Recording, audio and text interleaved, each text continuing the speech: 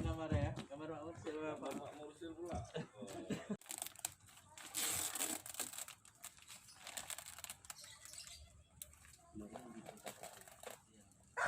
Sudarlun Serda M. Rohwan, anggota Koramil 04 Bendahara, sukses membudidayakan madu kelulut.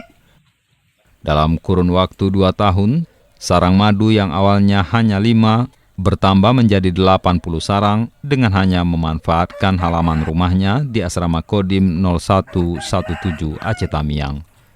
Rohwan mengaku kegiatannya ini menyusul kekhawatiran akan peredaran madu palsu, terlebih dirinya rutin mengkonsumsi madu. Kini budidaya madu kelulut Serda M. Rohwan bahkan mendapat apresiasi dari atasannya, Komandan Kodim 0117, Letkol Yusuf Adi Puruhita. Bersama Wakil Ketua DPRK Aceh Tamiang, Fadlun, Yusuf bahkan mengkonsumsi langsung madu kelulut dari sarangnya. Diawetkan itu jadi keluar dari cairan-cairan untuk obat kanker.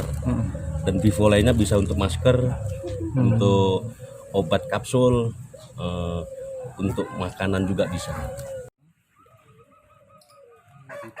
Dari Kuala Simpang, Rahmat Wiguna, Serambi On TV.